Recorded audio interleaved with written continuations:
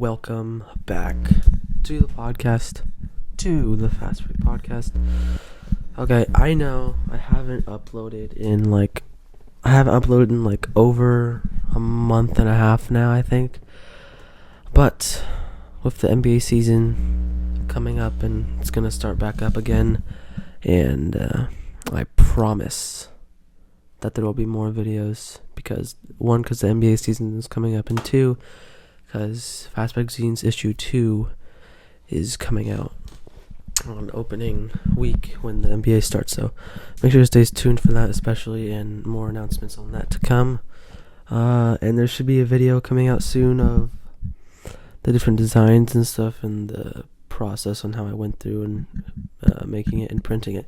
So if you're interested in that, make sure to stay tuned to the end of the video so you can figure out details on that and when it's coming out and like how much it'll be and other little details.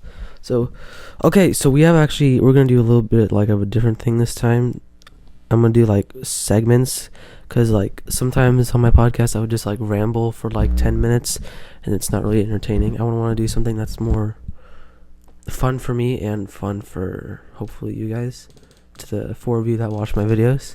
And so what we're going to be doing as the first little segment piece of the video, we're going to be ranking the top 10 small forwards in the NBA currently, like current NBA small forwards.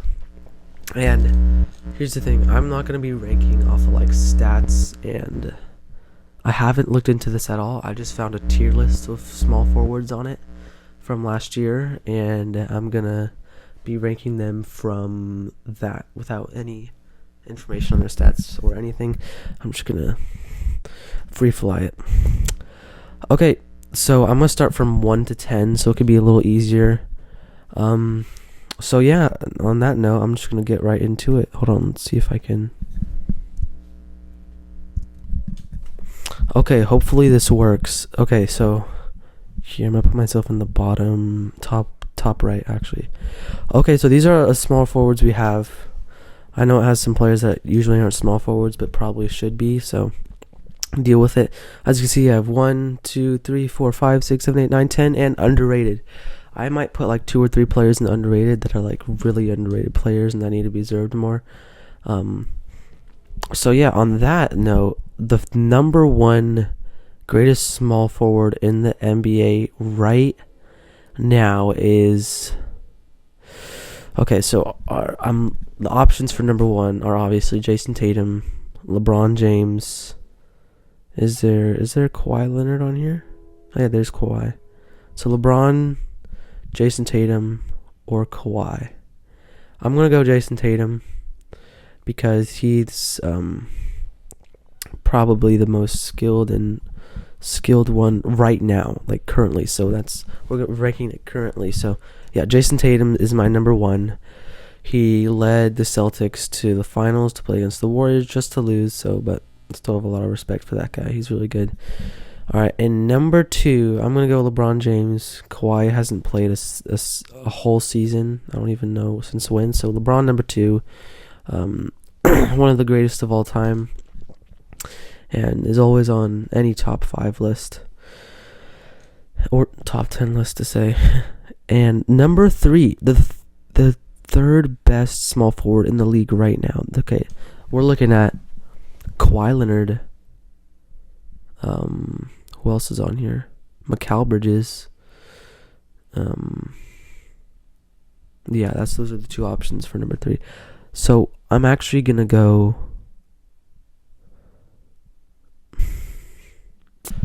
Okay, yeah. So I put Mikal Bridges at number 3 because he's like.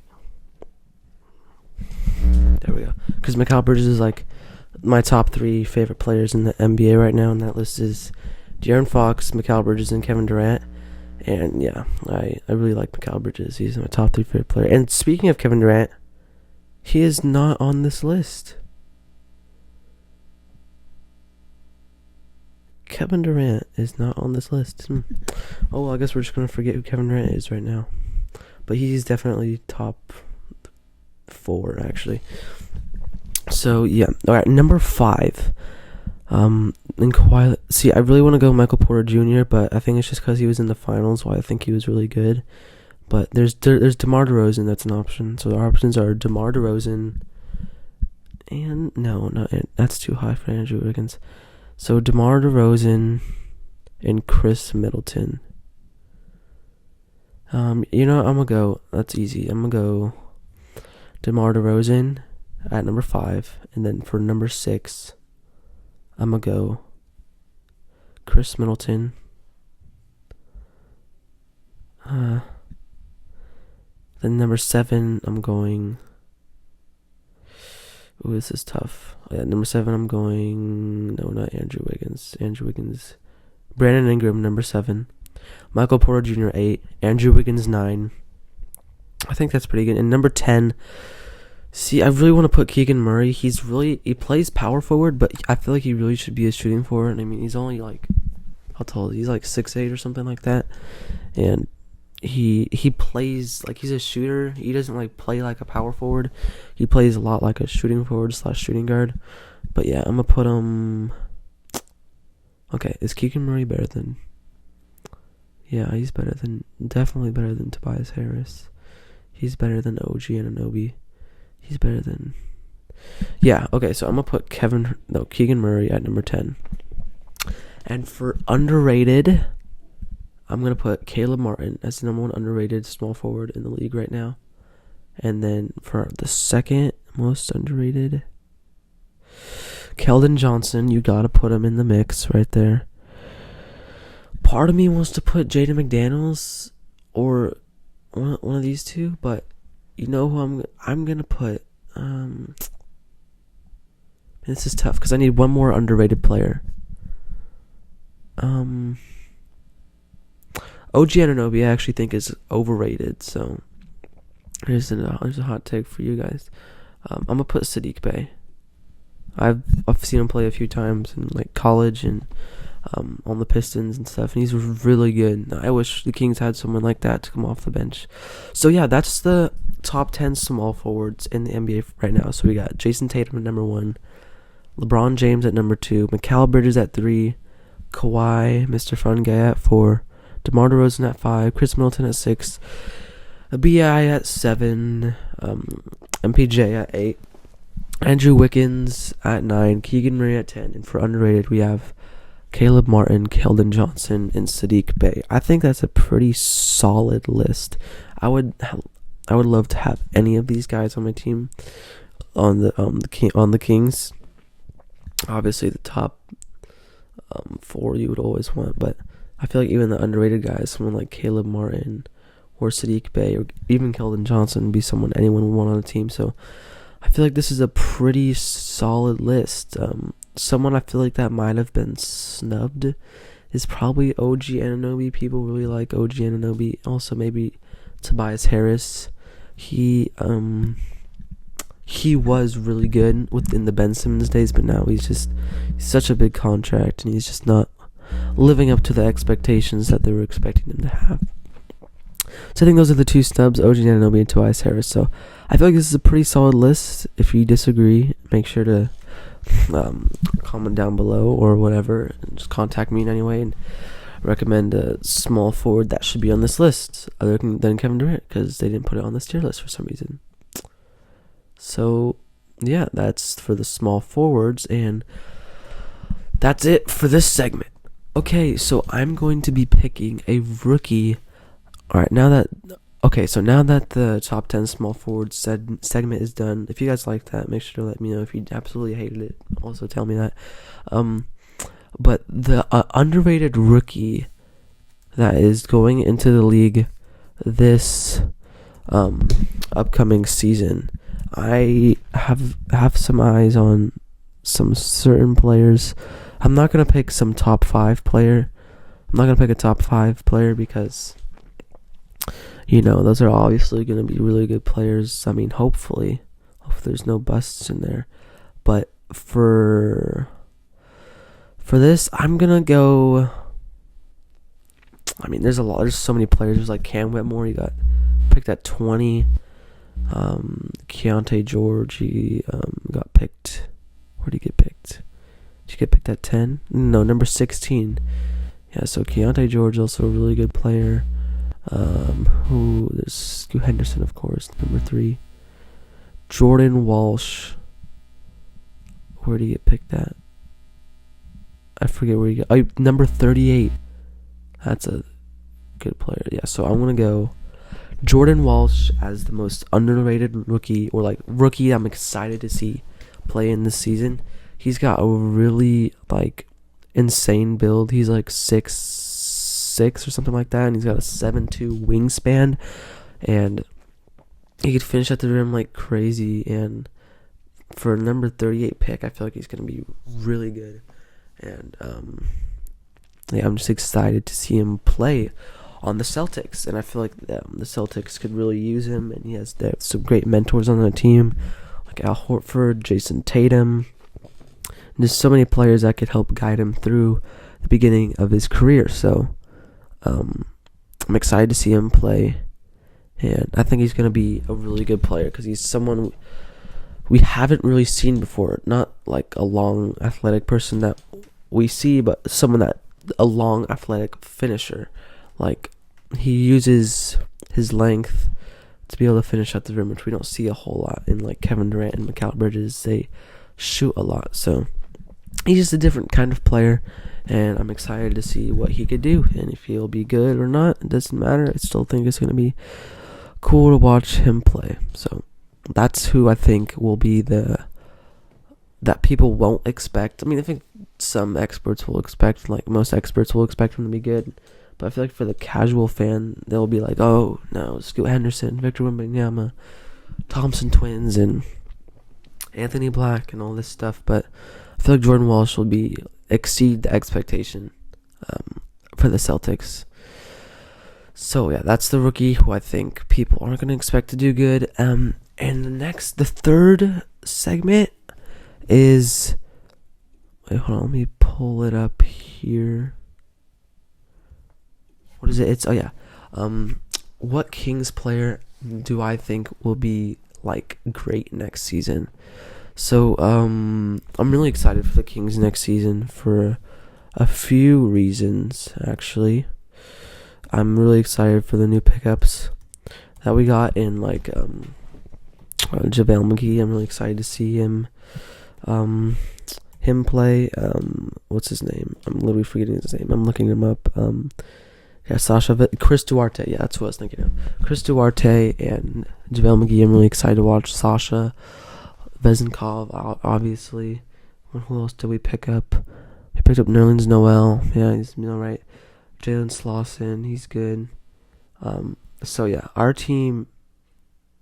Oh, and also Colby Jones. So I'm really excited for our team. Actually, we have so many like solid players to come off the bench and to start and to kind of like to perform really well around De'Aaron Fox and Sabonis and Keegan Murray. I feel like we could throw Keegan Murray in that big 3 list. You know what? I'm not gonna do that yet. I'm gonna wait till this next season. If Keegan does way better this next season than he did last season, and he's obviously improved a lot, then I'm gonna throw him in there in a big 3 situation. But yeah, to have Sasha, a shooting big man, possibly get some minutes and come off the bench, and then we got Chris Duarte, Malik Monk, Davion Mitchell, Trey Lyles. I mean, JaVale McGee, Kessler Edwards. I mean, our team is like set. We have so many solid role players. Like, there's obviously a lot of teams with good role players, like the Clippers and some other teams here and there that have really solid role players. But I feel like our team has the most solid role players, because I'm going to count how many. We have Sasha. He's going to be solid coming off the bench. Of course, Duarte is going to be great. No, I'm not going to count Colby Jones. This is quite yet. I'm going to count starters too, because Kevin Huerter, that's 3. Malik Monk, 4. Davion Mitchell, 5. Trey Lyles, 6. JaVale McGee, 7. Kessler Edwards, 8. And I'm going to throw Neemias Queta in there. So we got like almost our whole team is all. I can't see a single player on here that isn't going to perform well either on the offensive or defensive end. I think we have really well-rounded squad now. We got some defense and Nerlens Noel and JaVale McGee, Kessler Edwards, Davion Mitchell. It's almost a whole starting five of defense. And of course, we got the best offensive NBA history in De'Aaron Fox, Sabonis, Keegan Murray, Malik Monk, Kevin Huerter, Harrison Barnes, Chris Duarte. Sasha's going to be great. Malik Monk, Keegan Murray. Our whole team does something that this team needs, which is, I think, what Mike Brown and Monte McNair were going for. They were targeting players that can contribute contribute all that they are good at to the team. So what I'm saying is, like, Monte McNair picked players that the Kings needed and where those players will excel in that situation. Because, like, Chris Duarte, he wasn't getting a whole lot of minutes, and it was really ball dominant to Tyrese Halliburton and Miles Turner and Buddy Hield, so he was just kind of sitting there. But hopefully he'll get a better opportunity coming off the bench and working on the backcourt with Davion Mitchell. I think that's going to be a great combo because we got some offense and we got a lot of defense from Davion, so that's going to be great. And, you know, put the pair him with Trey Lyles, who probably will come off the bench. See, I really want Keegan Murray to be a small forward because I feel like he just doesn't fit that power forward role. And we're going to be pretty small with him at a power forward position. So my dream scenario is De'Aaron Fox at the point, Kevin Huerter at the 2, Keegan Murray at the 3, and then someone like Sasha or Trey Lyles at the 4, and Sabonis at the 5. That would be a bigger lineup. It would kind of be a little weird with the, because they're not really used to those positions other than Kevin Huerter. He's used to being a shooting guard right next to Trae Young, but that would just be the dream scenario, but I know it's not going to happen. So I know with the Kings last season, we're kind of fiddling with Trey Lyles to see if they want to put him at like a backup 5 position, like as a center, or just stick him with the power forward position. They were definitely fiddling with that, but I think that's going to be solved now. They're going to put him at the 4 and possibly put JaVale McGee at the 5 off the bench. Or they might put... Okay, so our options for backup starting 5 are JaVale McGee, Nerlens Noel, Neemias Queta, or Alex Len. That's 4 options for backup center. And, I mean, that's a lot. Like, 4 options for backup center is a lot. So I feel like we're going to have to let one of those go. I feel like it's either going to be Alex Len or Nerlens Noel. Because I don't see them getting rid of JaVale McGee. They just signed him. And Neemias Queta, I feel like, is kind of a work in progress for them.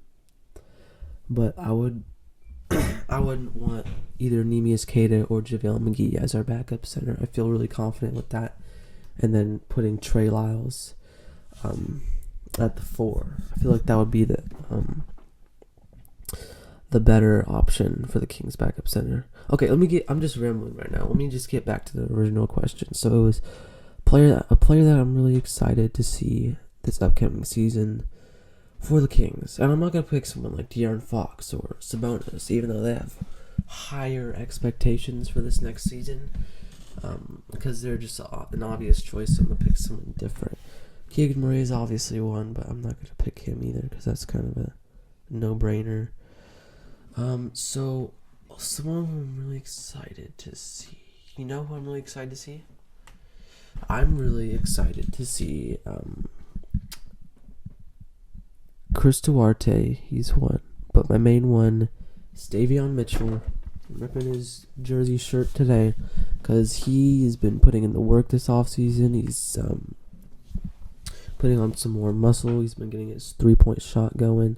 And I feel like if he could become a good, solid, like, offensive player, then that he can't really do any more because he's already, like, fantastic at defense. He could try to guard anyone other than Curry because no one could guard Curry, but he could really guard anyone on the floor. And if you just give him some offense, that'll be a really solid backup point guard. So I'm excited to see Davion and see with all of his training and stuff, see how it reflects on the court, and see how much better he got. So yeah, my player is Davion Mitchell, on who I'm really excited to see this next season for the Kings. Okay, let's see if I have anything. No, I don't think I have anything else, but I'm gonna have way more videos and stuff coming soon. And this is a good time to wrap up the show, and I'll see you guys. No, those of you that watched to the end, which is like probably like those two of you that are watching to the end, nice job, good for you. Sorry for having you hear 20 minutes of me rambling, but if you're interested in the Fast Break Zines issue 2, just click on this account, type in this account's Instagram up here, and I'll have more information coming out on that sooner or later. So make sure to stay tuned for that, and I'll see you guys next time.